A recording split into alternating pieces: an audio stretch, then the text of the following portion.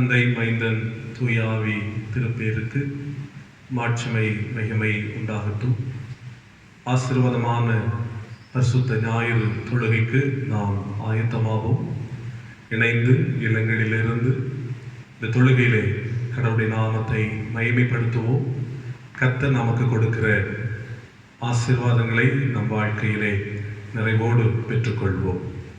தொழுகைக்கு ஆரம்பமாக நாம் ஆண்டவரை நோக்கி ஜெபிப்போம், ஜெபம் செய்வோம். துதிகளின் மத்தியில் வாசம் பண்ணுகிற அன்பு நிறைந்த ஆண்டவரே, ஆசீர்வாதமாக கொடுத்திருக்கிற பரிசுத்த ஓய்வு நாளுக்காக உம்மை துதிக்கிறோம். இந்த ஜூலை மாதத்தினுடைய நிறைவான பரிசுத்த ஓய்வு நாளை நாங்கள் காண்பதற்கு ஆண்டவர் அனுக்கிரகம் தந்தீர். உமக்கு நன்றி சொல்லுகிறோம். எங்களுடைய வாழ்விலே கடந்து வந்த காலங்கள் அனைத்திலும் கர்த்தர் நல்லவராக இருந்து எங்களை பலப்படுத்தின அன்புக்காக உமக்கு நன்றி சொல்லுகிறோம். எங்களுடைய வாழ்க்கையின் எத்தனையோ இடர்பாடுகள் சூழ்ந்த வேளைகளிலெல்லாம் ஆண்டவர் எங்களை பத்திரமாய் பாதுகாத்து உதவி செய்து எங்களை பலப்படுத்தினீர். அதற்காக உம்மை துதிக்கிறோம், ஸ்தோத்திரிக்கிறோம். நன்றி அறிந்த இருதயத்தோடு இந்த தொழுகையிலே நாங்கள் பங்கு பெறுகிறோம். உம்முடைய அருளையும் ஆற்றலையும் ஆசீர்வாதத்தையும் பெற்றுக்கொள்வதற்கு ஆண்டவர் துணை தந்தருளும். இல்லங்களில் இருந்து இந்த தொழுகையோடு இணைந்து ஆண்டவரை ஆராதிக்கிற ஒவ்வொருவரையும் கர்த்தர் பலப்படுத்தும். இந்த ஆராதனை அனைவருக்கும் ஆசீர்வாதமாக அமைந்திருக்க தேவனுடைய ஆவியானவருடைய மகிமையின் பிரசன்னத்தால் ஆட்கொள்ளப்பட ஆண்டவர் துணை தாரும். இந்த ஆராதனையின் ஒவ்வொரு பகுதிகளையும் இணைந்து நடத்துகின்ற அனைவரையும் ஆண்டவர் ஆசீர்வதித்தருளும். இந்த தொழுகையிலே இடம்பெறுகின்ற ஒவ்வொரு அம்சங்களும் நாமத்திற்கு மகிமை கொண்டு வருகிறதற்கு ஏதுவாக அமையவும், எங்களுடைய வாழ்க்கைக்கு எங்களுடைய ஆவிக்குரிய நிலைமைக்கு பிரயோஜனமாக அமைந்திருக்கவும் ஆண்டவர் துணை தாரும். பரிசுத்த ஆவியானவரே, மகிமையாய் எங்களோடு அசைவாடும், எங்களை ஆளுகை செய்யும், நிறைவான நன்மையின் பாதையிலே நடத்தியருளும். ஆவியிலே, ஆத்துமாவிலே, சரீரத்திலே நாங்கள் விடுதலை பெற்றுக்கொள்வதற்கு ஜீவனுள்ள கர்த்தர் எங்களுக்கு உதவி செய்வீராக. உம்முடைய காருண்ய கரங்களில் எங்களை தருகிறோம். இந்த தொழுகையை கொடுக்கின்றோம். ஆண்டவரே, பொறுப்பெடுத்து நடத்தும். இயேசுவின் நாமத்தில் மன்றாடுகிறோம், ஜெபம் கேளும் அன்பு நிறைந்த பிதாவே, ஆமென். பரிசுத்தமான இந்த தொழுகையிலும் கடவுளுடைய நாமத்திற்கு மகிமைக்காக ஞான பாடல்களிலே 467வது பாடலை பாடுவோம்.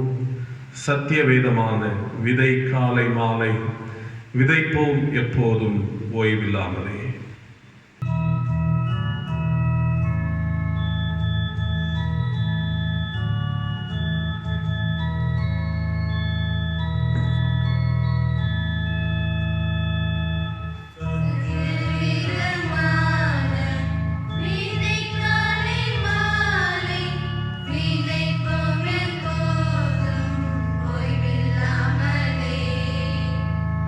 அறுப்பினர் காலம்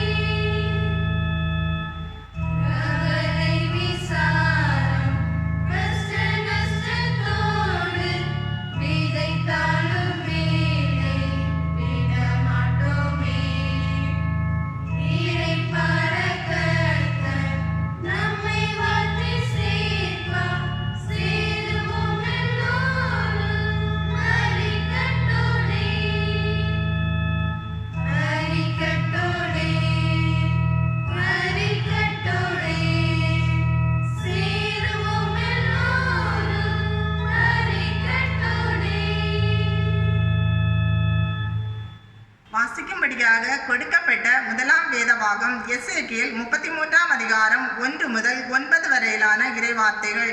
கர்த்தருடைய வார்த்தை எனக்கு உண்டாகி, அவர் மனுபுத்திரனே, நீ உன் ஜனத்தின் புத்திரரோட பேசி அவர்களோட சொல்ல வேண்டியதாவது, நான் தேசத்தின் மேல் பட்டயத்தை வர பண்ணுகையில் தேசத்தின் ஜனம் தங்கள் எல்கைகளில் உள்ள ஒருவனை அழைத்து அவனை தங்களுக்கு காவற்காரனாக வைத்த பின்பு, இவன் தேசத்தின் மேல் பட்டயம் வருவதைக் கண்டு எக்காலம் ஊதி ஜனத்தை எச்சரிக்கும் போது, எக்காலத்தின் சத்தத்தை கேட்கிறவன் அதை கேட்டும் எச்சரிக்கையாயிராமல் பட்டயம் வந்து அவனை வாரிக்கொள்ளுகிறது உண்டானால் அவனுடைய இரத்தப்பழி அவன் தலையின் மேல் சுமரும். அவன் எக்காலத்தின் சத்தத்தை கேட்டும் எச்சரிக்கையாயிருக்கவில்லை, அவனுடைய இரத்தப்பழி அவன் பேரிலே சுமரும். எச்சரிக்கையாயிருக்கிறவனோ தன் ஜீவனை தப்புவித்துக் கொள்ளுவான். காவற்காரன் பட்டயம் வருவதைக் கண்டும் அவன் எக்காலம் ஊதாமலும் ஜனங்கள் எச்சரிக்கப்படாமலும் பட்டயம் வந்து அவர்களில் யாதொருவனை வாரிக்கொள்ளுகிறது உண்டானால் அவன் தன் அக்கிரமத்திலே வாரிக்கொள்ளப்பட்டான். ஆனாலும் அவன் இரத்தப்பழியை காவற்காரன் கையிலே கேட்பேன். மனுபுத்திரனே, நான் உன்னை இஸ்ரவேல் வம்சத்தாருக்கு காவற்காரனாக வைத்தேன். ஆகையால் நீ என் வாயினாலே வார்த்தையை கேட்டு என் நாமத்தினாலே அவர்களை எச்சரிப்பாயாக.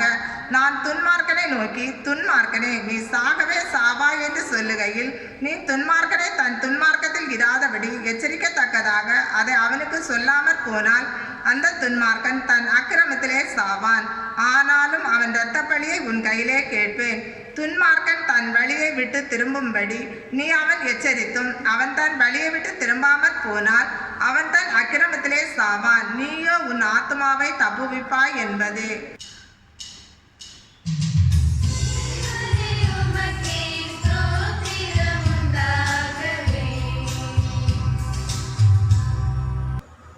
வாசிக்கும்படியாக கொடுக்கப்பட்ட 2ஆம் திருமறை பகுதி 1 தீமோத்தேயு 3ஆம் அதிகாரம் 1 முதல் 13 வரை. 1 தீமோத்தேயு 3ஆம் அதிகாரம் 1 முதல் 13 வரை.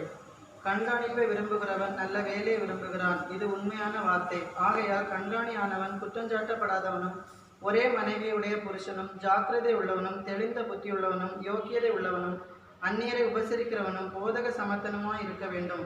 அவன் மதுபான பிரியனும் அடிக்கிறவனும் இழிவான ஆதாயத்தை இச்சிக்கிறவனுமாய் இராமல் பொறுமையுள்ளவனும் சண்டை பண்ணாதவனும் பண ஆசை இல்லாதவனுமாயிருந்து தன் சொந்த குடும்பத்தை நன்றாய் நடத்துகிறவனும் தன் பிள்ளைகளை சகல நல்லொழுக்கமுள்ளவர்களாக கீழ்ப்படிய பண்ணுகிறவனுமாய் இருக்க வேண்டும். ஒருவன் தன் சொந்த குடும்பத்தை நடத்த அறியாதிருந்தால் தேவனுடைய சபையை எப்படி விசாரிப்பான்? அவன் இருமாப்படைந்து பிசாசு அடைந்த ஆக்கினையிலே விழாதபடிக்கு நூதன சீசனாய் இருக்கக்கூடாது. அவன் நிந்தையிலும் பிசாசின் கண்ணியிலும் விழாதபடிக்கு புறம்பானவர்களால் நற்சாட்சி பெற்றவருமாய் இருக்க வேண்டும். அந்தபடியே உதவிக்காரரும் இரு நாக்குள்ளவர்களாயும் மதுபான பிரியராயும் இழிவான ஆதாயத்தை இச்சிக்கிறவர்களாயும் இராமல் நல்லொழுக்கம் உள்ளவர்களாயும் விசுவாசத்தின் இரகசியத்தை சுத்த மனசாட்சியிலே காத்து கொள்ளுகிறவர்களாயும் இருக்க வேண்டும். மேலும் இவர்கள் முன்னதாக சோதிக்கப்பட வேண்டும். குற்றஞ்சாட்டப்படாதவர்களானால் உதவிக்காரராக ஊழியம் செய்யலாம். அந்தபடியே ஸ்திரீகளும் நல்லொழுக்கம் உள்ளவர்களும் அவதூறு பண்ணாதவர்களும் தெளிந்த புத்தியுள்ளவர்களும் எல்லாவற்றிலேயும் உண்மை உள்ளவர்களுமாய் இருக்க வேண்டும். மேலும் உதவிக்காரரானவர்கள் ஒரே மனைவியுடைய புருஷருமாய் தங்கள் பிள்ளைகளையும் சொந்த குடும்பங்களையும் நன்றாய் நடத்துகிறவர்களுமாய் இருக்க வேண்டும். இப்படி உதவிக்காரருடைய ஊழியத்தை நன்றாய் செய்கிறவர்கள் தங்களுக்கு நல்ல நிலையையும் கிறிஸ்து இயேசுவை பற்றும் விசுவாசத்தில் மிகுந்த தைரியத்தையும் அடைவார்கள். வாசிக்கும்படியாக கொடுக்கப்பட்ட 2ஆம் திருமறை பகுதி வாசித்து முடிந்தது. தேவனுக்கே மகிமை உண்டாவதாக.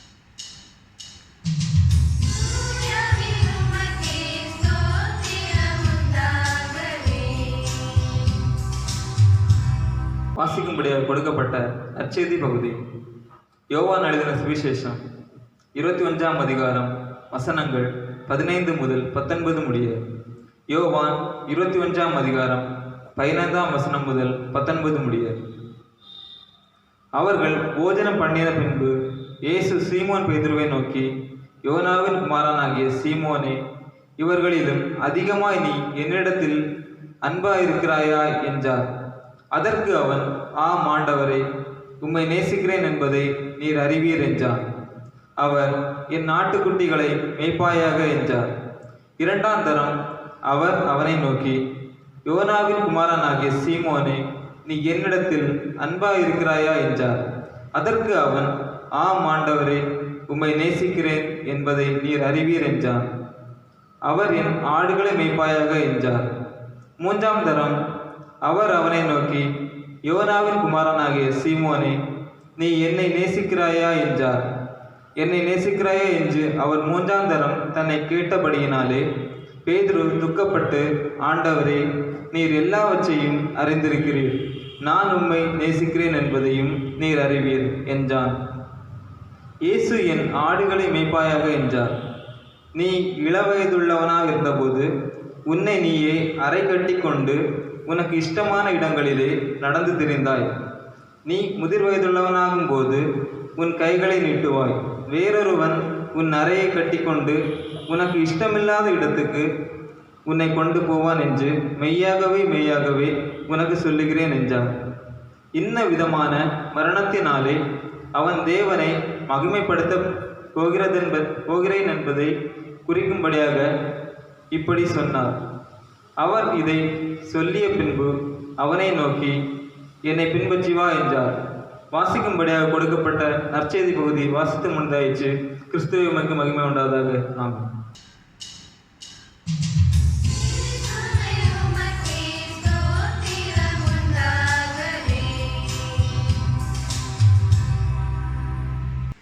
ஜெபம் செய்வோம். ஜெபத்தை கேட்கிற எங்கள் அன்பின் நல்ல பிதாவே, இரக்கமாக கொடுத்திருக்கிற இந்த மகிழ்ச்சியான நாளை நினைத்து உமக்கு நன்றி சொல்லுகிறோம். ஒருவேளை ஆலயத்திலே இணைந்து ஆண்டவரை ஆராதிக்க இயலாத ஒரு நிலை இருந்தாலும், இல்லங்களில் நாங்கள் இணைந்து கடவுளை ஆராதிப்பதற்கு, இந்த காணொளி மூலம் கடவுளுடைய நாமத்தை மகிமைப்படுத்துவதற்கு கடவுள் எங்களுக்கு கொடுத்த தருணத்திற்காக நன்றி சொல்லுகிறோம். தகப்பனே, உம்முடைய சமூகத்தில் எங்களை தாழ்த்துகிறோம். ஆண்டவருடைய பரிசுத்த பாதத்தில் எங்களை ஒப்புக் கொடுக்கிறோம். எங்களுடைய வாழ்க்கையில் இருக்கின்ற பாவங்களை கர்த்தர் மன்னித்து எங்களுக்கும் ஒரு புதிய வாழ்வை தர வேண்டும் என்று சொல்லி நாங்கள் கெஞ்சுகிறோம். ஆண்டவரே, உடைய வார்த்தை சொல்லுகிறபடி தன் பாவங்களை அறிக்கை செய்து விட்டு விடுகிறவனோ இரக்கம் பெறுவான் என்று சொல்லியிருக்கிறீர். அந்த இரக்கத்தை நாங்கள் பெற்றுக்கொள்வதற்கு எங்களுடைய பாவத்தை நாங்கள் அறிக்கை செய்கிறோம். எங்கள் குற்றங்களை மன்னியும் என்று கேட்கிறோம். அறிந்தும் அறியாமலும் செய்த தீமைகளை தேவரே தயவாக மன்னித்து எங்களை உம் பிள்ளைகளாக ஏற்றுக்கொள்ள வேண்டும் என்று சொல்லி உம்முடைய பரிசுத்த பாதத்திலே தரை மட்டும் தாழ்த்தி எங்களை ஒப்புக் கொடுக்கிறோம். ஆண்டவரே, எங்களுடைய பாவங்கள் அற எங்களை கழுவுவீராக, எங்களை சுத்தமாக்குவீராக, உம்முடைய பரிசுத்த வல்லமையினால் எங்களை நிரப்புவீராக. இவன் என்னுடைய பிள்ளை என்று சொல்லுகிற அந்த உரிமையை ஆண்டவர் எங்களுக்கு கொடுப்பீராக. கர்த்தாவே, இந்த காலை பொழுதும் நீர் எங்கள் வாழ்க்கையில் செய்த எல்லா நன்மைகளுக்காக நன்றி சொல்கிறோம். சிறப்பாக கிருபையாக இந்த மாதத்தினுடைய இந்த நிறைவு பரிசுத்த நாள் வரையிலும், இந்த நிமிடம் வரையிலும் ஆண்டவர் எங்களை பாதுகாத்து நடத்துகிற அன்பை நினைத்து உம்மை துதிக்கிறோம், ஸ்தோத்திரிக்கிறோம். ஆண்டவரே, உண்ண உணவையும் உடுக்க உடையையும் தங்குவதற்குரிய உறைவிடத்தையும் எங்களுக்கு தந்திருக்கிறீர். வாழ்விலே ஒவ்வொரு நாளும் உடைய பலனால் எங்களை இடைகட்டி வருகின்றீர். ஒவ்வொரு சூழ்நிலைமையிலும் எங்கள் ஆண்டவர் கலங்காதே திகையாதே என்று எங்களை தாங்கி தைரியப்படுத்தி நடத்துகிறீர். நன்றி சொல்கிறோம். ஆண்டவரே, உம்முடைய கரங்களில் எங்களை ஒப்புக் கொடுக்கிறோம். இம்மட்டும் கிருபையாய் கடவுள் எங்களை பாதுகாத்து எங்களை நடத்துகிற நம்முடைய விலையேற பெற்ற அன்பை நினைத்து நாங்கள் உமக்கு நன்றி சொல்லுகிறோம். இன்னும் உம்முடைய தயவும் காருண்யமும் எங்களுடைய வாழ்க்கையிலே வெளிப்பட வேண்டும் என்று சொல்லி உம்மிடத்தில் மன்றாடுகிறோம். சுவாமி தகப்பனே, நீர் கொடுத்த திருச்சபை ஆசீர்வதிக்கப்படட்டும். உம்முடைய திருவுடலாகிய திருச்சபையிலே தந்திருக்கிற எல்லா விதமான இறை பணிகள், இறை குடும்பங்கள், ஆண்டவரே, அனைவருக்காக உம்முடைய சமூகத்தில் நாங்கள் வருகிறோம். ஆண்டவருக்கு பிரியமான வாழ்க்கை வாழ்வதற்கு ஒவ்வொரு குடும்பத்தாரையும் கர்த்தர் நீர் பயன்படுத்துவீராக. உலகத்தின் பார்வையில் நாங்கள் ஒருவேளை நல்லவர்கள் என்று தோற்றமளித்தாலும் உம்முடைய பார்வையில் நாங்கள் நல்லவர்களாக, பரிசுத்தம் உள்ளவர்களாக நாங்கள் வாழ வேண்டும் என்கின்ற எண்ணத்தை மனதிலே கொண்டவர்களாக, உமக்கு முன்பாக நாங்கள் எப்படி இருக்கிறோம் என்பதை வைத்து ஆராய்ந்து பார்த்து நடக்க ஆண்டவர் எங்கள் எல்லாருக்கும் கிருபை தாரும். ஆண்டவரே, திருச்சபையின் ஒவ்வொரு குடும்பங்களையும் கர்த்தர் பொறுப்பெடுத்துக் கொள்ளும். குடும்பங்களில் தந்திருக்கிற பாலக குழந்தைகள், சிறுவர்கள், வாலிப சகோதர சகோதரிகள், பெற்றோர்கள், பெரியவர்கள் என்று அனைவரையும் ஆண்டவர் பாதுகாத்துக் கொள்ளும். ஒவ்வொருவருடைய தேவைகளை சந்தித்துக் கொடும். ஒவ்வொருடைய வாழ்க்கையின் எதிர்பார்ப்புகளை நன்மையினால் நிறைவேற்றிக் கொடும். ஒவ்வொரு வயதினருக்கும் ஏற்ற நன்மைகளை கர்த்தர் நீர் கொடுத்து நன்மையினால் அவர்களை நிரப்பும்படிக்கு மன்றாடுகிறோம் ஆண்டவரே. தகப்பனே, திருச்சபையிலே தந்திருக்கிற சபையின் மூப்பர்களுக்காக ஜெபிக்கிறோம். ஆண்டவர் கொடுத்த பணிவிடையை செம்மையாய் நிறைவேற்றுவதற்கு தொடர்ந்து ஆண்டவர் அவர்களை பயன்படுத்தும். திருச்சபையினுடைய ஒவ்வொரு கிளை சங்கங்களுக்காக, அவைகளினுடைய பொறுப்பாளர்களுக்காக, அங்கத்தினர்களுக்காக நன்றி சொல்கிறோம். ஆலயத்தை சுத்தப்படுத்துகின்ற பிள்ளைகள், ஆலயத்திலே பணியை செய்கிற அருமையான சகோதரர்கள் அனைவரையும் ஆண்டவர் பலப்படுத்தும்படியாக நாங்கள் ஜெபிக்கிறோம். நம்முடைய கிருபை அவர்களை தாங்கட்டும். கடவுளுடைய பணியை செய்வது நிமித்தமான ஆசீர்வாதங்களை அவர்கள் சுதந்திரித்துக் கொள்வதற்கு, குடும்பங்கள் பெற்றுக் கொள்வதற்கு ஆண்டவர் உதவி செய்தவர்களும் சுவாமி. தகப்பனே, எல்லா நிலைமையிலும் திருச்சபையில் எழுப்பி இருக்கிற ஊழியக்காரர்களுக்காக, அனுப்பப்பட்டிருக்கிற மிஷனரிகளுக்காக, நாங்கள் தாங்குகின்ற பணிக்களத்திற்காக, மிஷனரிமார்களுக்காக நன்றி சொல்கிறோம்.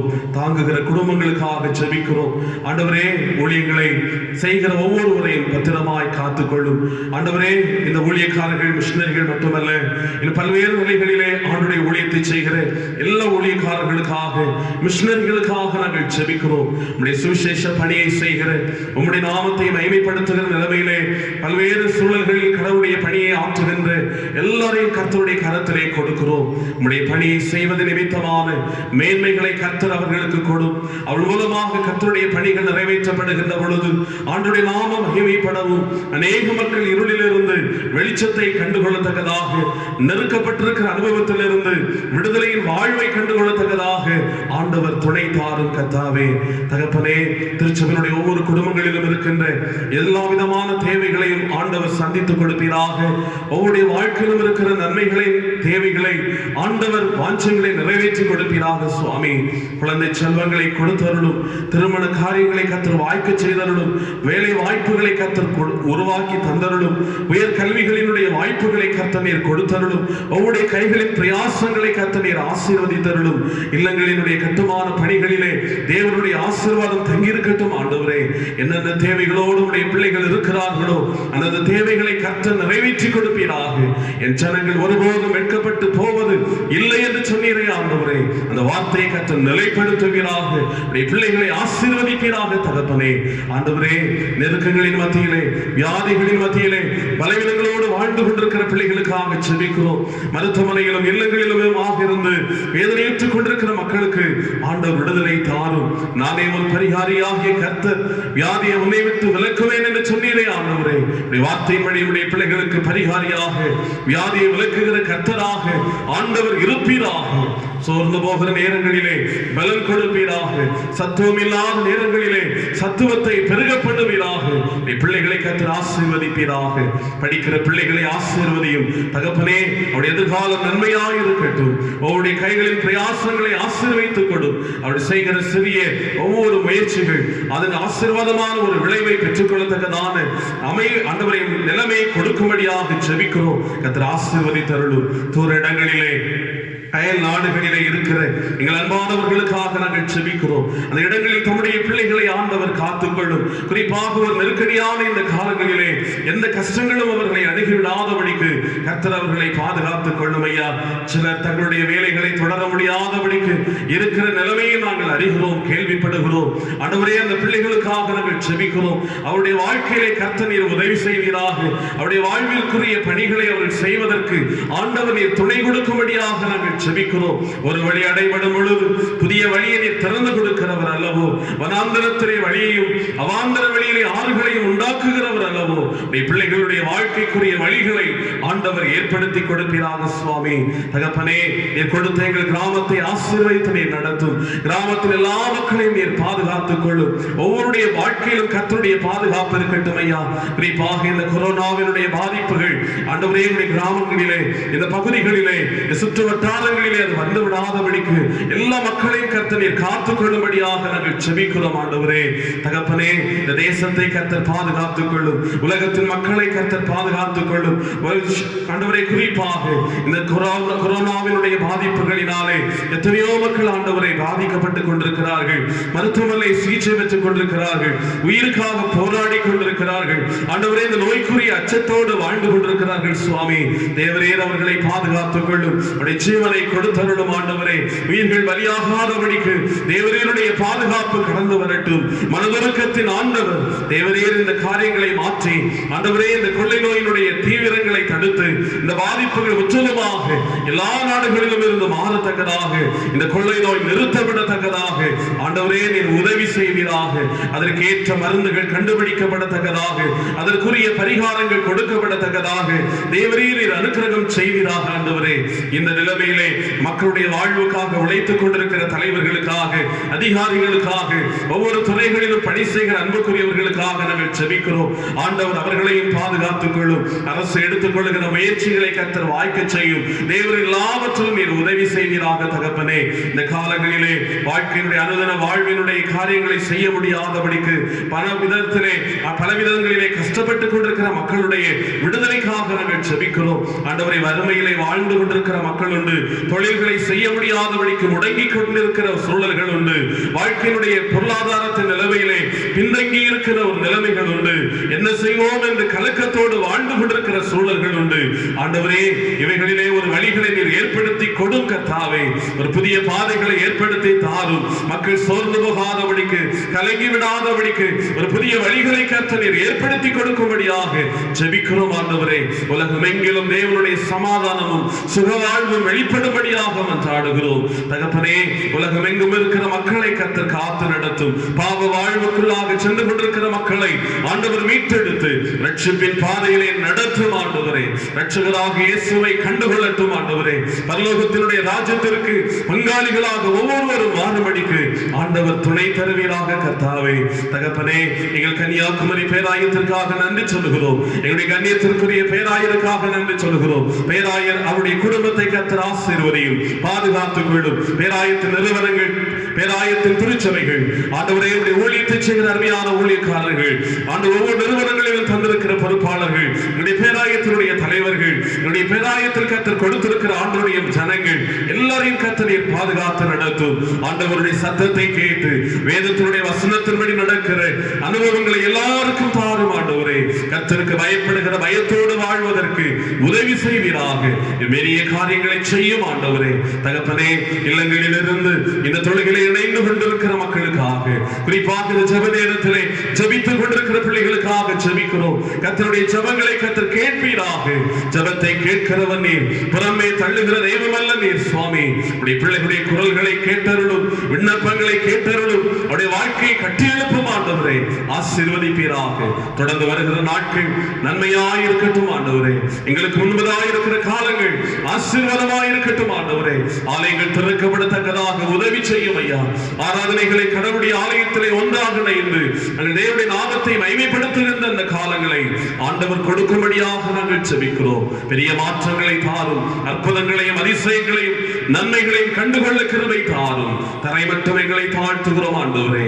பொறுப்பெடுத்துக் கொள்ளும். இம்மட்டும் எங்களோடு கூட இருக்கிற இம்மானுவேலர், இம்மட்டும் எங்களுக்கு உதவி செய்கின்ற எபனேசராகிய கர்த்தர் வருகிற காலங்களிலும் எங்களோடு கூட இருந்து எங்களுக்கு உதவி செய்து ஒவ்வொரு நாளும் ஆச்சரிய பிரகாரமாய் எங்கள் எல்லாரையும் ஆற்றல்படுத்தி அரவணைத்து ஆசீர்வாதமாய் வழிநடத்தி அருள வேண்டும் என்று எங்கள் ஆண்டவர் இயேசு கிறிஸ்துவின் நல்ல நாமத்திலே தாழ்ந்து பணிந்து கேட்கிறோம். ஜெபத்தை ஏற்று எங்களை ஆசீர்வதித்தருளும் அன்பு நிறைந்த பிதாவே, ஆமென். நாம் அனைவரும் இணைந்து இயேசு கிறிஸ்து கற்றுத் தந்த இறைவண்டலை ஏறெடுப்போம். பரமண்டலங்களில் இருக்கிற எங்கள் பிதாவே, உம்முடைய நாமம் பரிசுத்தப்படுவதாக, உம்முடைய ராஜ்யம் வருவதாக, உம்முடைய சித்தம் பரலோகத்தில் செயல்படுவது போல பூமியிலேயும் செயல்படுவதாக. எங்களுக்கு வேண்டிய ஆகாரத்தை எங்களுக்கு இன்று தாரும். எங்கள் கடனாளிகளை நாங்கள் மன்னிக்கிறது போல எங்கள் கடன்களை எங்களுக்கு மன்னியும். எங்களை சோதனைக்குட் பிரவேசிக்க பண்ணாமல் எங்களை தீமையில் என்று ரட்சித்துக் கொள்ளும். ராஜ்யமும் வல்லமையும் மகிமையும் என்றென்றுக்கும் உம்முடையவைகளே. ஆமென்.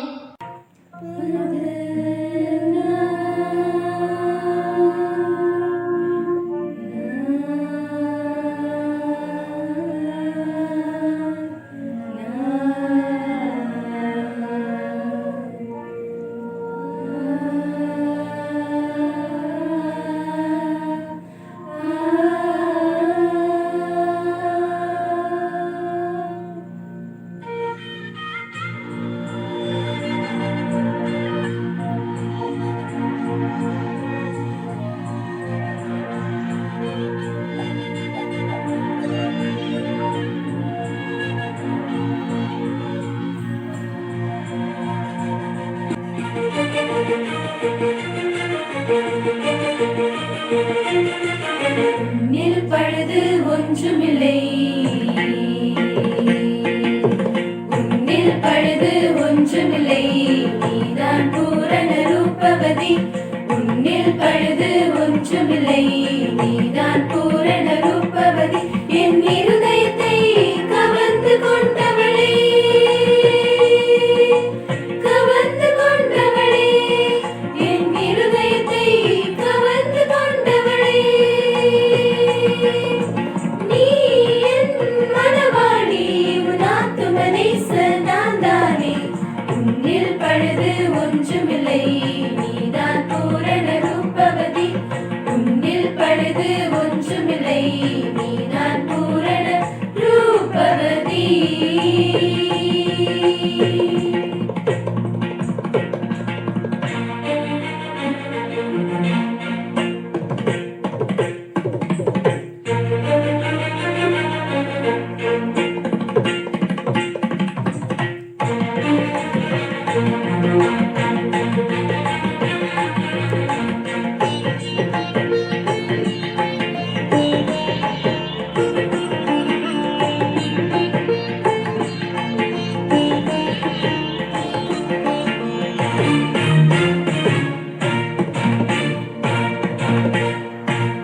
மாரி காலம் சென்றது, மழையும் பெய்து ஒழிந்தது.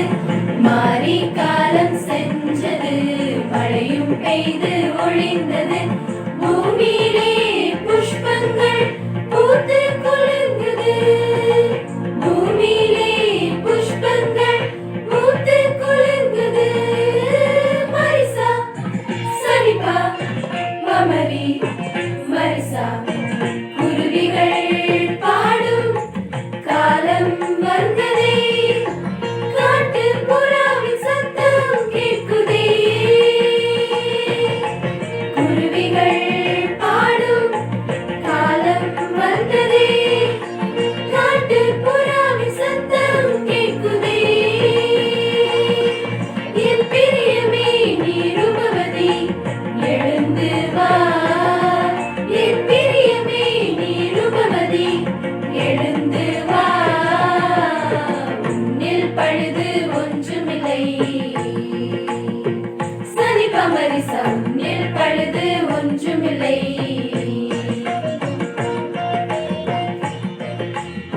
சனி பமரிசா. உன்னில் பழுது ஒன்றுமில்லை. பரிசனி பமரிசா. உன்னில் பழுது ஒன்றுமில்லை. நிசா பனி மப கம பமரிசா. உன்னில் பழுது ஒன்றுமில்லை.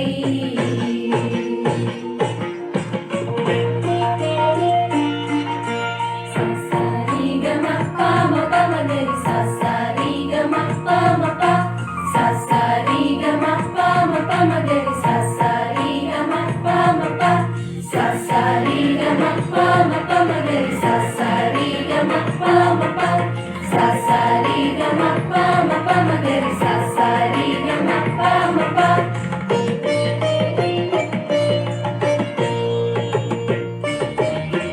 திங்கள் போன்ற அழகும் ஞாயிறு போன்ற ஒளியும். திங்கள் போன்ற அழகும் ஞாயிறு போன்ற ஒளியும். கொடிகளுடன் படைகளைப் போல் வருபவளும். கொடிகளுடன் படைகளைப் போல் வருபவளும். மரிசா சனிபா பமரி மரிசா. அடைத்து வைத்த தோட்டமும் நீதான். மறைவு கட்டிய நீரூற்றும் நீதான். அடைத்து வைத்த தோட்டமும் நீதான். மறைவு கட்டிய நீரூற்றும் நீதான். என் பிரியமே நீ ரூபவதி, திரும்பி வா. என் பிரியமே நீ ரூபவதி, திரும்பி வா. உன்னில் பழுது ஒன்றுமில்லை. நீதான் பூரண ரூபவதி. உன்னில் பழுது ஒன்றுமில்லை. நீதான் பூரண ரூபவதி.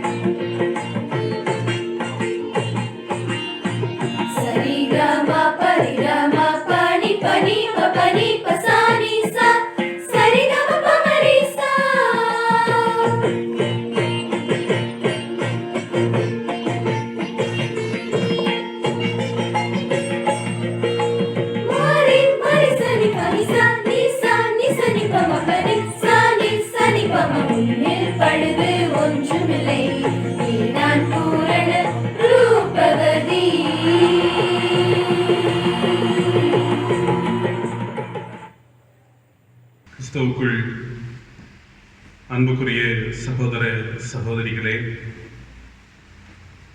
மனமகிழ்ச்சியான பரிசுத்த ஓய்வு நாளின் காலை பொழுதிலும் உங்களை காணொலி மூலமாக சந்திப்பதிலே மிக்க மகிழ்ச்சி அடைகின்றேன்.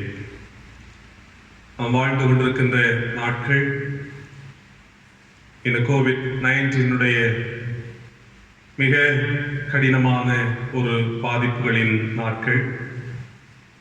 ஆனாலும் கடவுள் நம்மை தாங்கி நடத்துகின்றார். அதை உணர்ந்து கடவுளுக்கு நாம் நன்றி சொல்வோம்.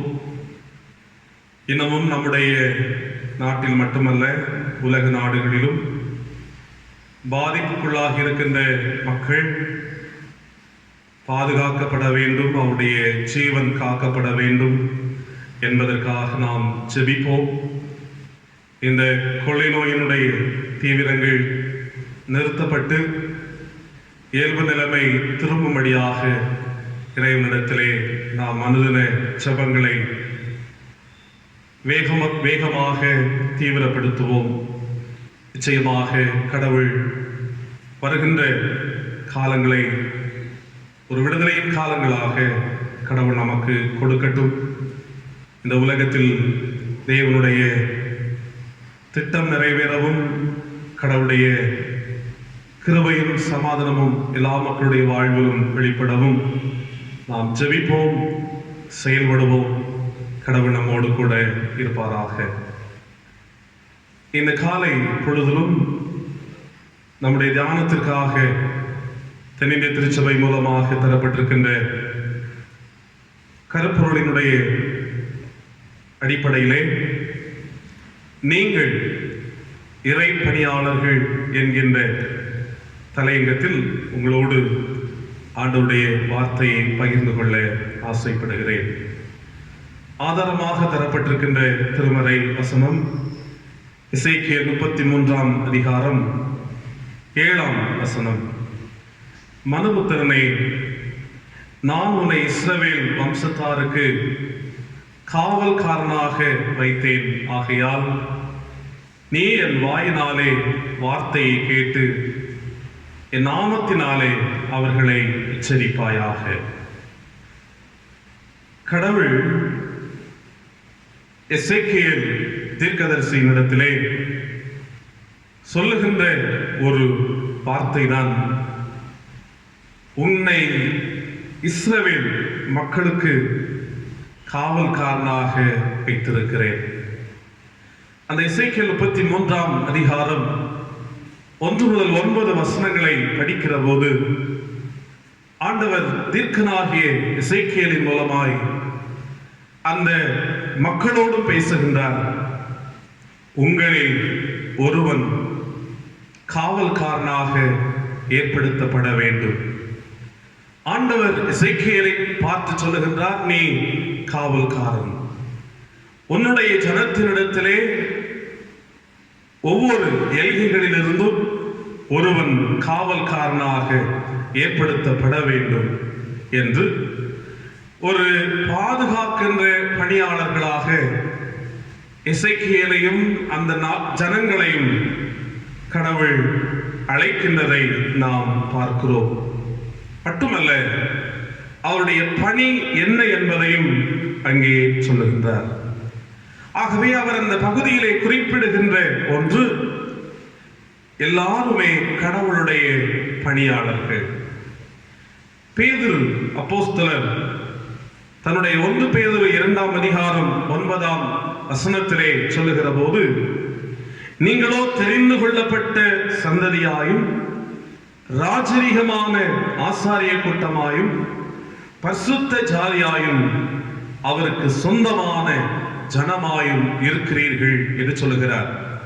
அவர் அந்த சின்ன ஆசியாவில் இருக்கின்ற யூத கிறிஸ்தவர்களுக்கும் இன்னும் பிற கிறிஸ்தவர்களுக்கும் சொல்லுகிற போது சொல்லுகிற ஒன்று, நீங்கள் எல்லாரும் கடவுளால் தெரிந்து கொள்ளப்பட்ட சந்ததி, நீங்கள் எல்லாரும் தேவனுடைய சொந்த ஜனம் மட்டுமல்ல, நீங்கள் எல்லாரும் ஆசாரிய குடும்பம், நீங்கள் ஆசாரிய கூட்டம், நீங்கள் ராஜரீகமான தேவனுடைய பரிசுத்தமான ஆசாரிய கூட்டமாக இருக்கிறீர்கள் என்று அங்கே பேதுரு எல்லா மக்களையும் பார்த்து சொல்கின்றார், நீங்கள் கடவுளுடைய பணியாளர்கள்.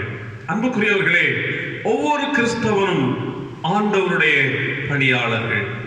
ஒவ்வொரு கிறிஸ்தவர்களும் தாங்கள் ஆண்டவருடைய பணிவிடை ஆட்கள் என்கின்ற எண்ணத்தோடு வாழ்வதற்கு அழைக்கப்படுகின்றவர்கள். இந்த உலகத்தில் நாம் கடவுளால் ஏற்படுத்தப்பட்டிருக்கிறோம்.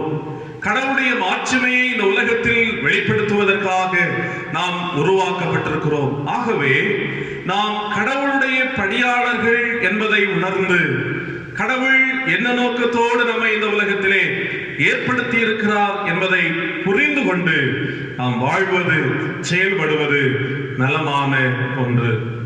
இன்று கொடுக்கப்பட்டிருக்கின்ற 3 திருமறை பகுதிகளினுடைய மூலமாக இந்த நாளினுடைய சிந்தனைகளை உங்களோடு பகிர்ந்து கொள்ள விரும்புகின்றேன்.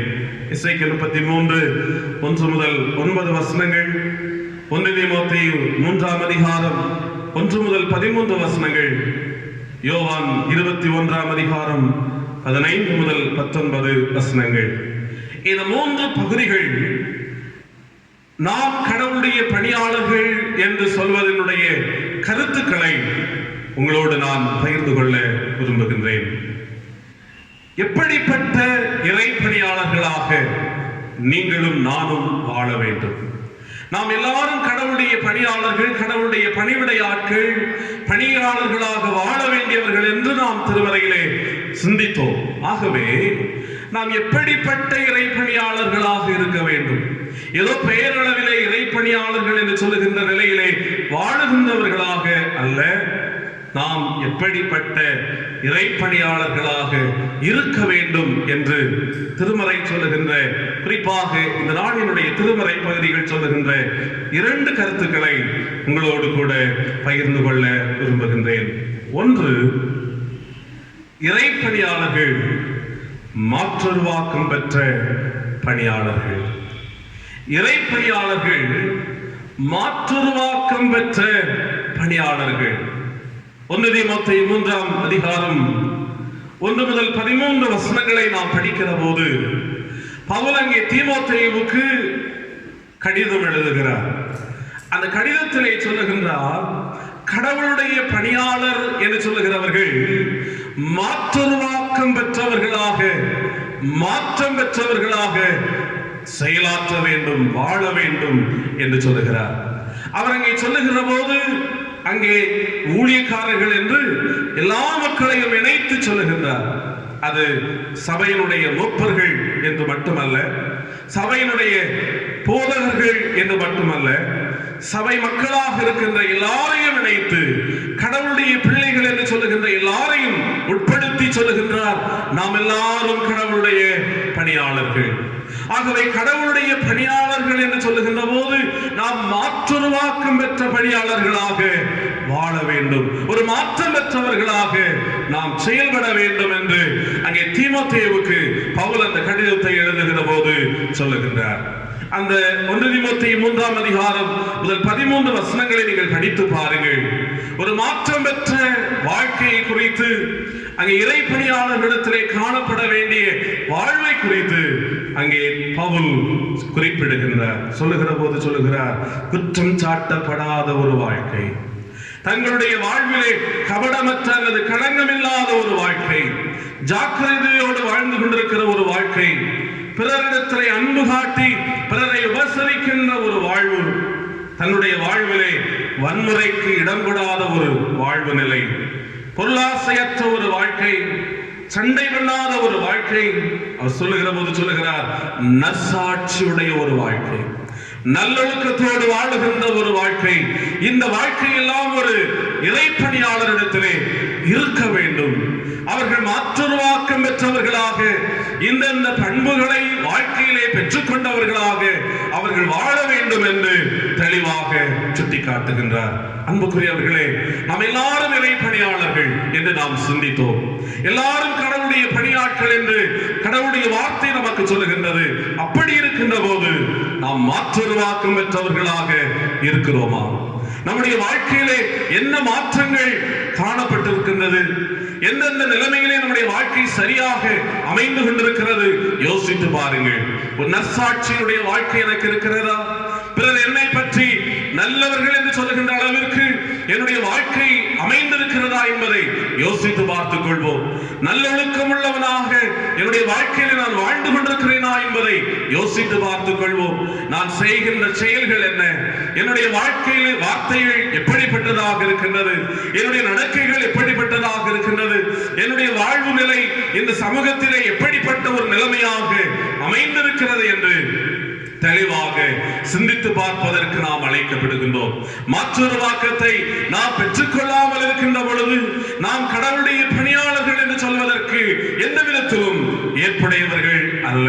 ஆகவே பணியாளர்கள் என்று சொல்லுகின்ற போது அவர்கள் எல்லாருமே மாற்றொரு வாக்கம் பெற்ற நபர்களாக இருக்க வேண்டும் என்று கடவுளுடைய வார்த்தை சொல்லுகின்றது. மத்தேயு 23ஆம் அதிகாரம் 2-3 வசனங்களை நாம் படிக்கிற போது ஆண்டவர் வேதபாரகர் பரிசேயரை பார்த்து சொல்லுகின்றார்.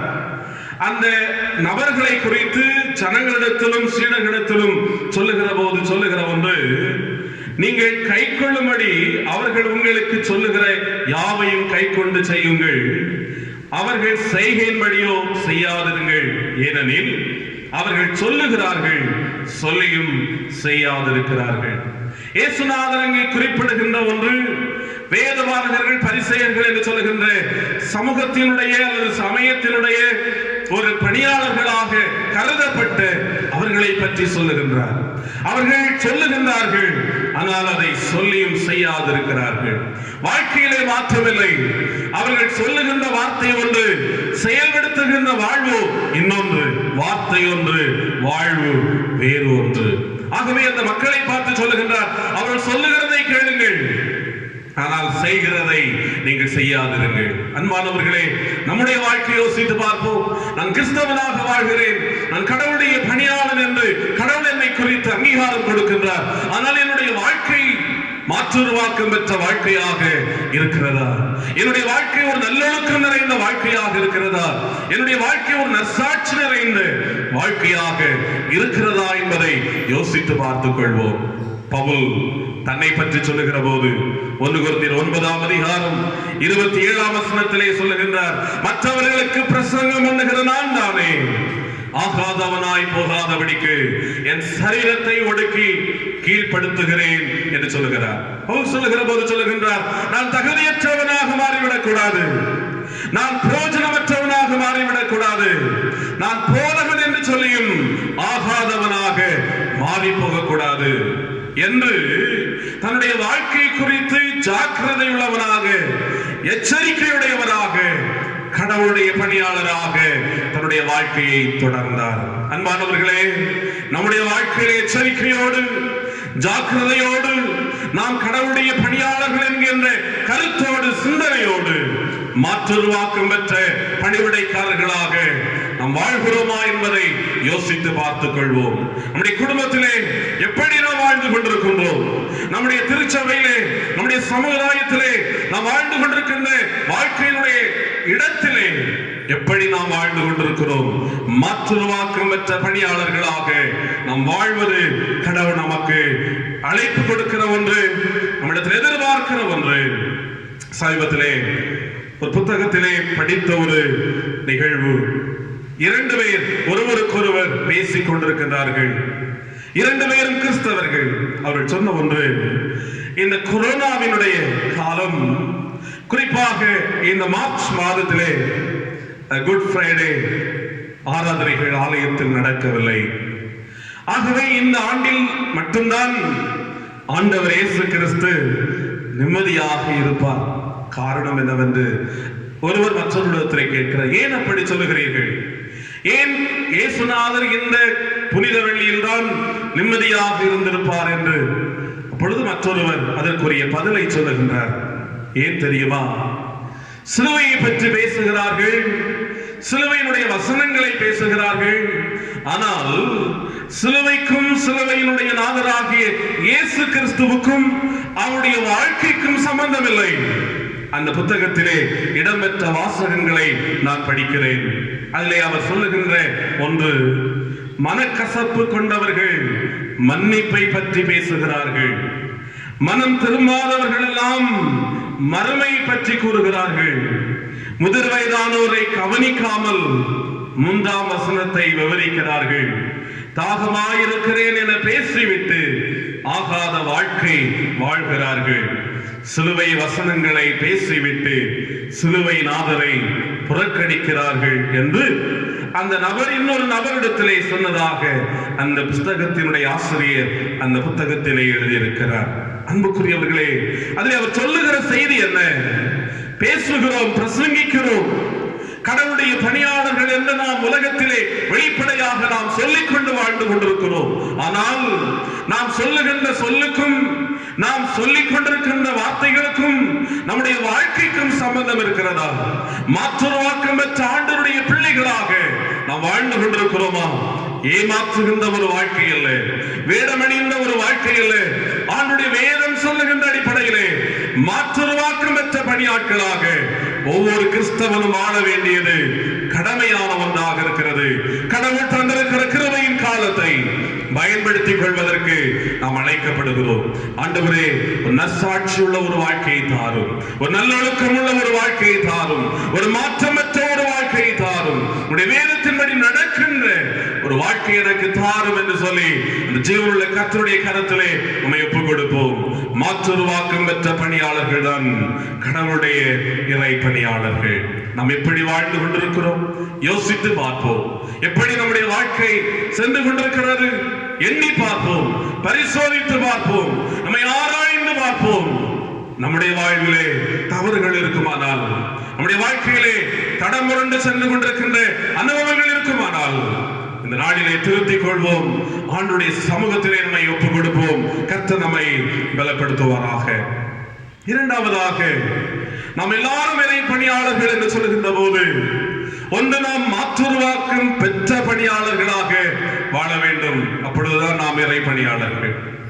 இன்னொன்று, மாற்றுருவாக்கம் பெற செய்யும் பணியாளர்கள், மாற்றுருவாக்கம் பெற செய்கின்ற பணியாளர்கள். நான் மாறினது மட்டுமல்ல, நான் மாற்றம் பெற்றது மட்டுமல்ல, பிறரையும் மாற்றுருவாக்கம் செய்கின்ற பணியாளர்களாக நான் வாழ வேண்டும். நான் என்னுடைய குடும்பத்தை மாற்ற வேண்டும், என்னுடைய சமூகத்தை நான் மாற்ற வேண்டும், நான் வாழ்ந்து கொண்டிருக்கின்ற பழகிக் கொண்டிருக்கின்ற அந்த நண்பர் வட்டத்தை நான் மாற்ற வேண்டும். எல்லா மக்களையும் கடவுள் விரும்புகின்ற அடிப்படையிலே நான் மாற்றுருவாக்கம் செய்ய வேண்டும். இதற்கு நான் இறைப்பணியாளனாக கடவுள் என்னை அழைத்திருக்கின்றார், கடவுள் என்னை அதற்காக தேர்ந்தெடுத்திருக்கின்றார் என்கின்ற உணர்வோடு நாம் வாழ்வதற்கு அழைக்கப்படுகின்றோம். மாற்றுருவாக்கம் பெற செய்கின்ற பணியாளர்கள் என்று சொல்லுகிற போது நாம் எப்படி செயல்பட வேண்டும் என்று அதிலே நாம் சிந்திக்க ஆயத்தப்படுகின்றோம். இந்த நாளினுடைய அந்த 3 தியான பகுதிகளை நீங்கள் படித்து பாருங்கள்.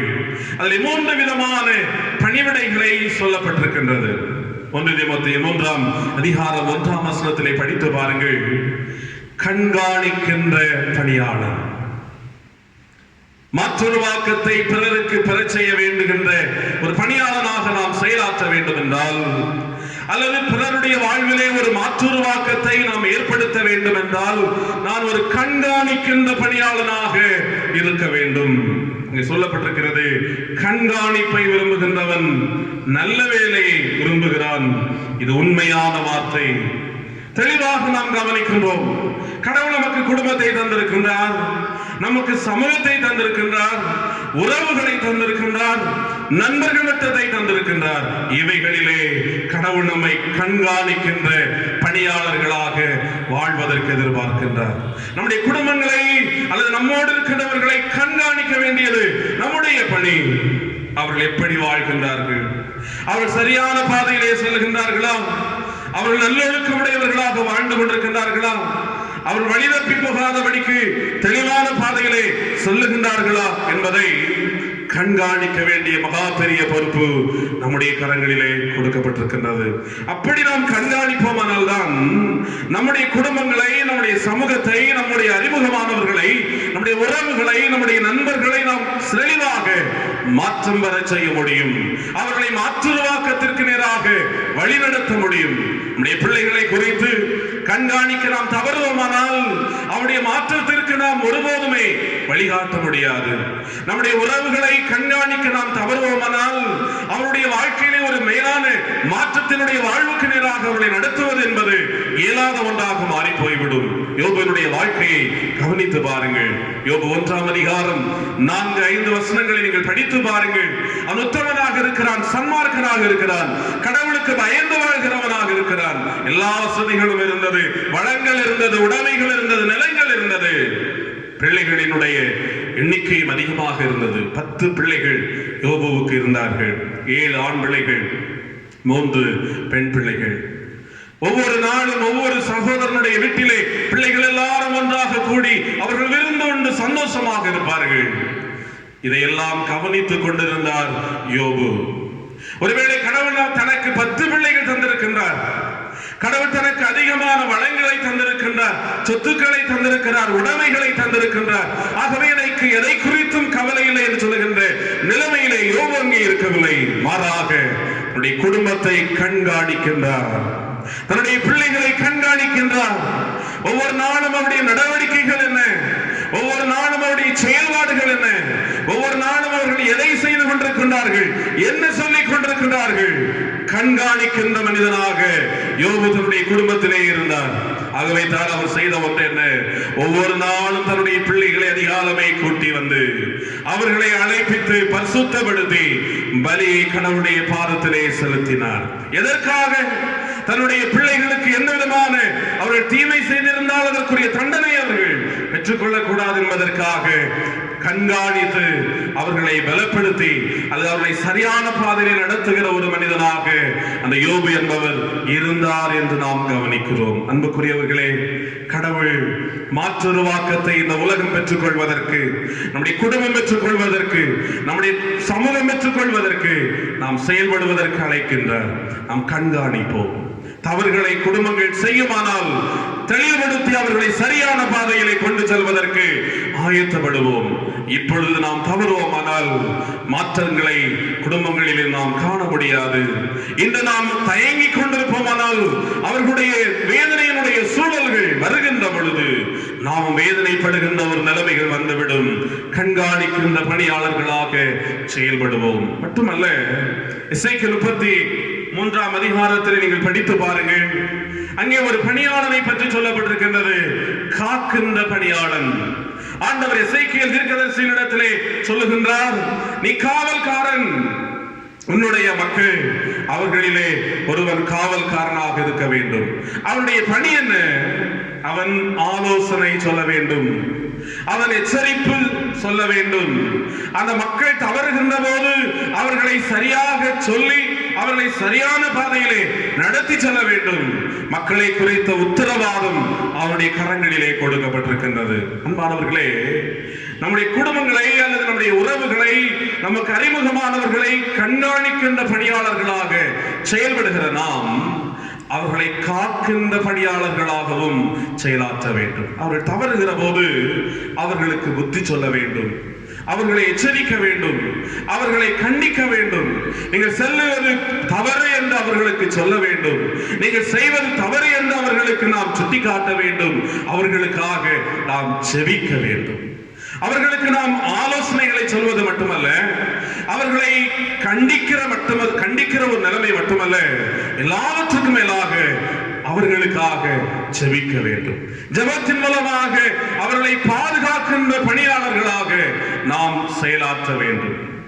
என்னாகமத்தினுடைய 12ஆம் அதிகாரம் 13ஆம் வசனத்திலே நாம் படித்து பார்க்கிற போது அங்கே மோசேயினுடைய செயல்பாட்டை நாம் கவனிக்கிறோம். மோசேயினுடைய உடன் சகோதரன் ஆரோன், அவனுடைய உடன் சகோதரி மிரியாம். இந்த ஆரோனும் மிரியாமும் மோசேக்கு எதிராக பேசுகிறார்கள். மோசே ஒரு எத்தியோப்பிய தேசத்தினுடைய பெண்ணை திருமணம் செய்து கொள்கின்றான். ஆகவே மோசேக்கு விரோதமாக அங்கே ஆரோனும் மிரியாமும் பேசுகின்ற ஒரு சூழல். ஆண்டவர் இந்த 3 பேரையும் அழைக்கிறார், நீங்கள் எல்லாரும் வாருங்கள் என்று அவர்களை அழைத்து அங்கே மிரியாமையும் ஆரோனையும் ஆண்டவர் கடிந்து கொள்ளுகின்றார். அவர்களை எச்சரிக்கின்றார். என்னுடைய தாசனாகிய மோசே அவன் உண்மையுள்ளவன், அவன் சாந்தமுள்ளவன், அவனுக்கு எதிராக நீங்கள் ஏன் பேசினீர்கள் என்று அங்கே ஆண்டவர் மோசேக்கு விரோதமாய் பேசின மிரியாமையும் ஆரோனையும் எச்சரிக்கிறதை நாம் படிக்கிறோம். அங்கே மிரியாம் குஷ்டரோகியாக மாறி போய் விடுகிறாள்.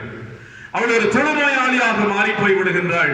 ஆகவே அங்கே அந்த சூழல் வருகின்ற போது ஆரோன் கதறுகிறான். தன்னுடைய சகோதரனாகிய மோசேயினிடத்திலே சொல்லுகின்றான், இங்கே பாருங்கள், மிரியாமினுடைய சூழல், மிரியாமினுடைய தோற்றம் நன்றாக இருந்தவள், நன்றாக ஆடி பாடி கடவுளை போற்றுகின்ற வரமடைத்தவள். ஆனால் இப்பொழுதோ தொழுநோயாளியாக மாறி போனாள். அந்த சகோதரன் மோசே அமைதியாக இருக்கவில்லை. ஒருவேளை தனக்கு எதிராக, தன்னுடைய குடும்பத்திற்கு எதிராக பேசிய தன்னுடைய சகோதரி அப்படியே போய்விட்டால் போகட்டும் என்று சொல்லுகிற ஒரு நிலைமைக்கு மோசேயினுடைய உள்ளம் இடமளிக்கவில்லை. அவன் உணர்கிறான், தன்னுடைய சகோதரியினுடைய சூழலை உணர்ந்து அவன் பதை வதைக்கின்றான், கதறுகின்றான், அழுகிறான். ஆண்டவரே, சகோதரியை குணமாக்கும், அவளை குணமாக்கும் என்று ஆண்டவருடைய சமூகத்திலே அவன் அழுது கதறுகிறதை, செபிக்கிறதை நாம் படிக்கிறோம். ஆண்டவர் அவனுடைய ஜெபத்தை கேட்டார். அந்த மிரியாமினுடைய குஷ்டரோகத்தை அவருடைய வாழ்விலிருந்து மாற்றிவிட்டார் என்று சொல்லி நாம் பார்க்கிறோம்.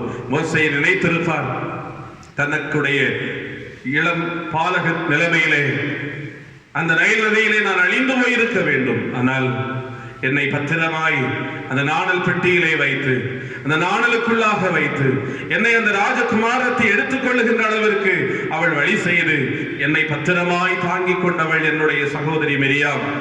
ஆகவே அன்று அவள் செய்த என்னுடைய நன்மை, எனக்கு செய்த உதவி நான் மறந்து போக கூடாது என்கிற நிலைமையிலே எதிரியாக வந்த போதும் கூட, எதிரான வார்த்தைகளை சொன்ன போதும் கூட, அந்த மிரியாமினுடைய வாழ்வுக்காக அந்த மோசே ஒரு பாதுகாக்கின்ற பணியாளனாய் கடவுளுடைய சமூகத்தை நோக்கி ஜெபிக்கிறவராக அவர் இருந்தார் என்று சொல்லி நாம் பார்க்கிறோம். அன்புக்குரியவர்களே, நம்முடைய வாழ்க்கையை யோசித்து பாருங்கள்.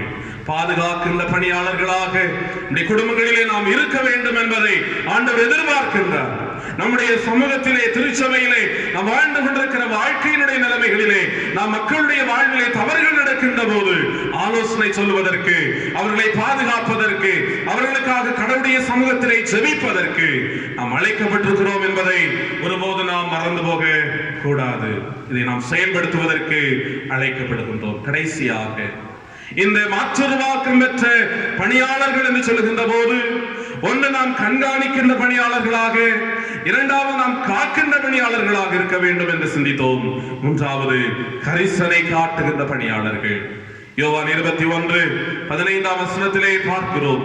உயிர்த்தெழுந்த இயேசுநாதர் அங்கே சீடர்களுக்கு அவர் காட்சி கொடுக்கின்றார். அப்பொழுது பேதுருவுக்கு அவர் சொல்லுகிற ஒன்று, பேதுருவே, இவர்களிலும் அதிகமாய் நீ நேசிக்கிறாயா என்று கேட்கிறார். கேட்டுவிட்டு அவரிடத்திலே சொல்லுகிற ஒன்று, என்னுடைய ஆட்டுக்குட்டிகளை மேய்ப்பாயாக. ஆட்டுக்குட்டிகளை மேய்க்கிற ஒன்று என்பது ஒரு கரிசனையோடு நடத்துகின்ற ஒரு மிகப்பெரிய பணி. தன்னுடைய ஆடுகளினுடைய தேவையை உணர்ந்து அவர்கள் அந்த ஆடுகளை தெளிந்த தண்ணீருக்கு நேராக, புல்வெளிக்கு நேராக நடத்தி செல்ல வேண்டியது ஒரு மேய்ப்பனுடைய பணி. அங்கே மேய்ப்பனுடைய பணியை சொல்லுகின்றார். ஒரு கரிசனையுள்ள பணியை பற்றி இயேசுநாதர் அந்த பேதுருவினிடத்திலே கற்றுக் கொடுக்கின்றார். இதை செய் என்று சொல்லுகிறார். அன்புக்குரியவர்களே, நாம் இந்த உலகத்திலே, கடவுள் தந்திருக்கிற உலகிலே, கடவுள் தந்திருக்கிற குடும்பத்தினிடத்திலே, கடவுள் தந்திருக்கிற உறவுகளிடத்திலே கரிசனை காட்டி கனிவோடு நாம் வாழ்வதற்கு அழைக்கப்படுகின்றோம். ஒன்று, நாம் அவர்களை கண்காணிக்க வேண்டும். அவர் தவறுகின்ற பொழுது அவர்களுடைய வாழ்விலே தெளிந்த புத்தியை சொல்லி, ஆலோசனையை சொல்லி, அவருடைய வாழ்விலை எச்சரிக்க வேண்டியவைகளை எச்சரித்து, அவர்களை பாதுகாக்கின்ற மக்களாக, அவர்களுக்காக ஜெபிக்கின்றவர்களாக நாம் வாழ வேண்டும். அதோடு மட்டுமல்ல, கரிசனை காட்டுகின்ற பணியாளர்களாக நாம் இருக்க வேண்டும். தேவைகளோடு அவர்கள் இருக்கின்ற போது அவருடைய தேவைகளுக்கு நாம் வழிகாட்டுவதற்கு நாம் அழைக்கப்படுகின்றோம். அதை செய்வதற்கு கடவுள் நமக்கு உதவி செய்ய வேண்டும் என்று சொல்லி அவருடைய சமூகத்தில் நாம் ஜெபிக்க அழைக்கப்படுகிறோம். அன்புக்குரியவர்களே, இந்த மாற்று உருவாக்கம் பெறச் செய்கின்ற பணியாளர்களாக இந்த நிலைமைகளிலே நாம் வாழ்ந்து செயலாற்றுவோமானால் தான் அநேகரை கடவுளுக்கு நேராக நாம் திருப்ப முடியும். நாம் கண்காணிக்கின்ற மக்களாக மட்டுமல்ல, அவர்களை பாதுகாக்கின்ற மக்களாக மட்டுமல்ல, கரிசனையோடு அவர்களிடத்திலே அன்பு காட்டி, அவர்களோடு பேசி, அவர்களோடு உதவி செய்து, அவருடைய வாழ்வோடு இணைந்து நாம் செயல்படுகின்ற போது நிச்சயமாக நாம் பெற்றுக்கொண்ட இயேசுவினுடைய அன்பை, நாம் பெற்றுக்கொண்ட மாற்றத்தை அந்த மக்களும் பெற்றுக்கொள்வதற்கு நிச்சயமாக கடவுள் உதவி செய்வார். ஆகவே மாற்றுருவாக்கம் பெற்ற பணியாளர்களாக மட்டுமல்ல, மாற்றுருவாக்கத்தை பிறரும் பெற்றுக் கொள்வதற்கு பெறச் செய்கின்ற பணியாளர்களாக நாம் வாழ்வதற்கு அழைக்கப்படுகின்றோம். அதற்காகத்தான் எசேக்கியேலை பார்த்து ஆண்டவர் சொன்னார், மானிடனே, மனுபுத்திரனே, உன்னை காவலானாக நான் வைத்தேன். அன்புக்குரியவர்களே, நாம் எல்லாரும் ஆண்டவருடைய பணியாளர்கள். நாம் மாற்றுருவாக்கத்தை பெற்ற பணியாளர்களாக வாழ்ந்து கொண்டிருக்கிறோமா என்பதை யோசித்து பார்த்துக் கொள்வோம். பிறர் மாற்றம் பெறுவதற்கு, மாற்றுருவாக்கம் பெற்றுக் கொள்வதற்கு நான் செயல்படுகின்ற பணியாளனாக இருக்கிறேனா என்பதை யோசித்து பார்த்துக் கொள்வோம். கண்காணிக்கின்ற, காவல் செய்கின்ற, கரிசனை காட்டுகின்ற பணியாளர்களாக நான் வாழ்ந்து கொண்டிருக்கிறேனா என்பதை யோசித்து பார்ப்போம். இன்னும் என்னிடத்திலே எதை நான் செய்ய வேண்டுமோ அதை செய்வதற்கு கர்த்தருடைய கரத்திலே நம்முடைய வாழ்க்கையை ஒப்புக் கொடுப்போம். நிச்சயமாக அந்த வாழ்விலே நாம் நடக்கிற போது நம் மூலமாய் அநேகர் கர்த்தருடைய அன்பை கண்டுகொள்வார்கள், அநேகர் மாற்றம் வருவார்கள், அநேகர் ஆண்டவருடைய பணியாளர்களாக மாறுவார்கள். ஆண்டவருடைய ராஜ்யத்தினுடைய பணியானது இந்த உலகத்திலே வேகமாக செய்யப்படும். கடவுளுடைய நாமம் மகிமைப்படும். அநேக மக்கள் மனம் திரும்புவார்கள். அநேக மக்கள் பரலோக ராஜ்யத்தினுடைய பங்காளிகளாக மாறுவார்கள். அந்த வாக்கியத்தை, அந்த உலகத்தினுடைய, அந்த பேரின்ப உலகத்தினுடைய சந்தோஷத்தை நாம் எல்லாரும் பெற்றுக் கொள்வதற்கு நாம் பணியாளர்களாக மாறுவோம். பலரை பணியாளர்களாக மாற்றுருவாக்கம் செய்வோம். அந்த நிலைமையிலே நாம் வாழ்வதற்கு, செயல்படுவதற்கு ஆண்டவர் நமக்கு துணை செய்வாராக. கர்த்தர் தாமே இந்த வார்த்தைகளை ஆசீர்வதித்து தருவாராக. ஆமென். நாம் அனைவரும் இணைந்து நம்முடைய விசுவாசத்தை அப்போஸ்தல விசுவாச பிரமாணம் வாயிலாக அறிக்கை செய்வோம். வானத்தையும் பூமியையும் படைத்த சர்வ வல்லமையுள்ள பிதாவாகிய கடவுளை விசுவாசிக்கிறேன்.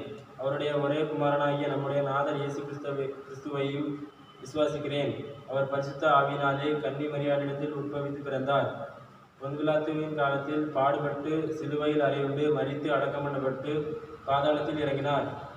3ஆம் நாள் மரித்தோரிடத்திலிருந்து எழுந்தருளினார். பரலோகத்துக்கு எழுந்தருளி சர்வ வல்லமையுள்ள கடவுளின் வலது பாரிசத்தில் வீச்சிருக்கிறார். அவ்விடத்தில் இருந்து உயிருள்ளோரையும் மரித்தோரையும் நியாயந்தீர்க்க வருவார். பரிசுத்த ஆவியையும் விசுவாசிக்கிறேன்.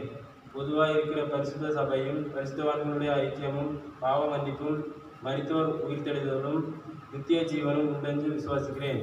ஆமென். தொழுகைக்கு நிறைவாக கீர்த்தனைகளிலே 418வது பாடலை பாடுவோம். வீராதி வீரரேசு சேனை நாங்கள், சேனை நாங்கள், இயேசுவின் சேனை நாங்கள்.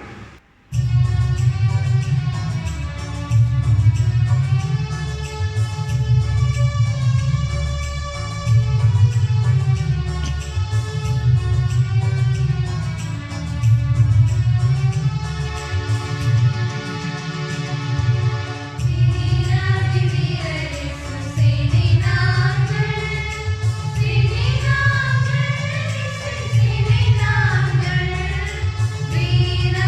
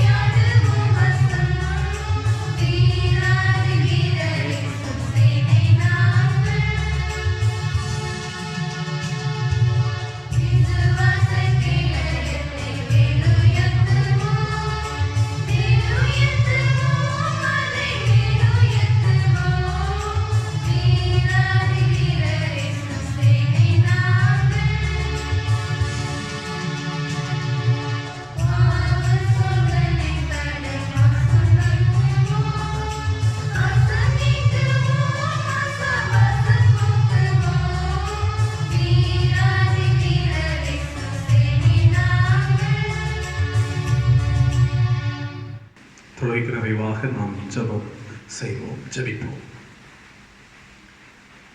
மாற்றங்களை எங்கள் வாழ்விலே ஏற்படுத்தி பிறருடைய வாழ்விலும் மாற்றங்களை உருவாக்குவதற்கு எங்களை பயன்படுத்தி இறை பணியாளர்களாக எங்களை வாழச் செய்கின்ற ஆற்றல் நிறைந்த கடவுளே, பணி செய்வதற்காக இந்த உலகத்தில் நீர் வந்தீர். நாங்களும் பணியாளர்களாக செயலாற்ற வேண்டும் என்று அழைப்பு தருகின்றீர். நீங்கள் எல்லாரும் ராஜரீக ஆசாரிய கூட்டம் என்று பேதுரு சொன்னதைப் போல ஆண்டவரே, நாங்கள் ஒவ்வொருவரும் ஆண்டவருடைய ராஜ்யத்திற்குரிய ராஜாவினுடைய பணியாளர்கள் என்கின்ற உணர்வை பெற்றுக்கொண்டு எங்களிலே மாற்றத்தை நாங்கள் பெற்றுக்கொண்டு வாழ வேண்டும் என்கிற சிந்தனையோடு நாங்கள் செயல்படுவதற்கு எங்களுக்கு உதவி செய்யும் ஆண்டவரே. எங்களிலே இன்னமும் என்ன மாற்றங்கள் வேண்டுமோ அந்த மாற்றங்களை நாங்கள் பெற்றுக்கொள்வதற்கு எங்களை நீ பரிசுத்தப்படுத்தும்படியாக, ஒரு சாட்சியுள்ள வாழ்க்கை வாழ்வதற்கு எங்களை பலப்படுத்தும்படியாக, ஒரு நல்லொழுக்கம் உள்ள ஒரு வாழ்க்கை வாழ்வதற்கு எங்களை நீர் அந்த பாதையை நடத்தும்படியாக சமூகத்தை நோக்கி நாங்கள் பார்க்கிறோம். ஆண்டவரே, நாங்கள் மாறுவது மட்டுமல்ல, இன்னும் அநேகரை நாங்கள் மாற்ற வேண்டுமே, அநேகரை நாங்கள் மாற்றுருவாக்கத்திற்கு நேராக வழிநடத்த வேண்டுமே. இந்த மகா பெரிய பொறுப்பும் எங்களுடைய கரங்களில் கொடுக்கப்பட்டிருக்கின்றது. ஆகவே நாங்கள் அதை உணர்ந்தவர்களாக பிறரை கண்காணித்து பாதுகாத்து கரிசனை காட்டி அவர்களையும் ஆண்டவருடைய பணியாளர்களாக மாற்றுவதற்கு செயல்பட செபிக்க ஆண்டவர் எங்களுக்கு உதவி செய்வீராக. மனம் திரும்புகிற ஒரே பாவி நிமித்தம் பரலோக ராஜ்யத்தில் மிகுந்த சந்தோஷம் உண்டாயிருக்கும் என்று சொன்னீரே ஆண்டவரே. எத்தனையோ மக்கள் பாவத்தினுடைய புதைகுழிக்குள்ளாக சிக்கொண்டு விழுந்து கொண்டிருக்கிறார்களே, நரகத்திற்குரிய பங்காளிகளாக மாறிக்கொண்டிருக்கிறார்களே, அவர்களை எல்லாம் மீட்டெடுக்க வேண்டியது எங்களுடைய கரங்களில் கொடுத்திருக்கிற உன்னதமான ஒரு பணி என்பதை நாங்கள் உணர்ந்து அவர்கள் மாற்றம் பெறுவதற்கு நாங்கள் செயல்படுவதற்கு எங்களை பலப்படுத்தும்படியாக நாங்கள் செபிக்கிறோம். ஆண்டவரை நீ தந்த உன்னதமான உடைய பணியை நாங்கள் உதாசீனப்படுத்தி விடாதபடிக்கு, நாங்கள் உதறி தள்ளிவிடாதபடிக்கு அதை உண்மையாக நாங்கள் ஏற்றுக்கொண்டு மக்காக நாங்கள் செயல்பட எங்கள் எல்லாருக்கும் கிருபை தாரும். கிறிஸ்தவர்களாக வாழுகின்ற ஆண்டுடைய பிள்ளைகள் என்று சொல்லிக் கொண்டிருக்கின்ற எல்லா மக்களுக்கும் இந்த அனுபவத்தை தாரும் ஆண்டவரே. எல்லாரும் ஆண்டுடைய பணியாளர்கள் என்கின்ற உணர்வை ஒவ்வொருவருக்கும் தந்து கர்த்தர் பயன்படுத்தும்படியாக நாங்கள் செபிக்கிறோம். பெரிய மாற்றங்களை ஆண்டவர் ஏற்படுத்துவீராக. தகப்பனே, இந்த தொழுகையிலே பங்கேற்ற எல்லா மக்களையும் ஆண்டவர் ஆசீர்வதித்தருளும். இந்த தொழுகையை நடத்தின ஒவ்வொருவரையும் கர்த்தர் ஆசீர்வதிப்பீராக. தகப்பனே, இந்த நாளை எங்களுக்கு ஆசீர்வாதமாய் தந்ததற்காக உமக்கு நன்றி சொல்கிறோம். எங்கள் முன்பதாயிருக்கிற காலங்களை ஆசீர்வாதமாய் கர்த்தர் தாரும். ஒரு விடுதலையின் காலங்களை காண்பதற்கான எங்களுக்கு உதவி செய்யும். ஒரு மனமகிழ்ச்சியின் காலங்களை நாங்கள் உணர்ந்து கொள்வதற்கு எங்களுக்கு உதவி செய்யும் கர்த்தாவே. ஒரு பெரிய மாற்றங்களை கர்த்தர் ஏற்படுத்துவீராக. தருவதற்காக உமக்கு நன்றி சொல்கிறோம். ஒரு அமைதியும் ஒரு சந்தோஷமும் சுகமும் நிறைந்த வாழ்வை எல்லா மக்களுக்கும் நீ தந்து எல்லாரும் மனமகிழ்ச்சியினால் நிரப்ப போகிறதற்காக உமக்கு நன்றி சொல்கிறோம். இந்த கிருபைகளை ஆண்டவர் கொடுப்பீராக. கர்த்தர் இந்த நாளின் தொழுகை ஆசீர்வதித்து தந்ததற்காக உமக்கு நன்றி சொல்கிறோம். தொடர்ந்து வழி நடத்தும், பலப்படுத்தும். இயேசுவின் நாமத்திலே மன்றாடுகிறோம். ஜெபம் ஏற்றுக்கொள்ளும் அன்பு நிறைந்த நல்ல பிதாவே, ஆமென்.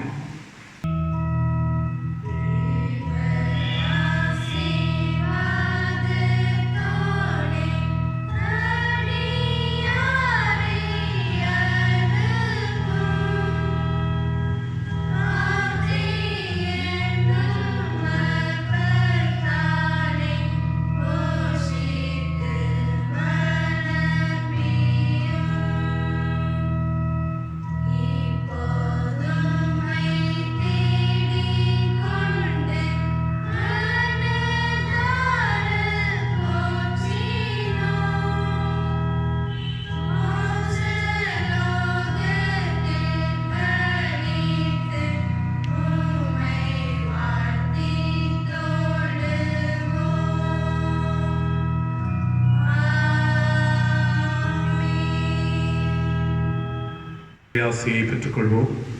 நமது ஆண்டவராகிய இயேசு கிறிஸ்துவின் கிருபையும் பிதாவாகிய தேவனுடைய அன்பும் தூய ஆவியானவரின் நீங்காத திருவுறவும் நம் அனைவரோடும் உலக மக்கள் அனைவரோடும் என்றும் சதா காலங்களிலும் நிறைவாய் தங்கியிருப்பதாக. ஆமென்.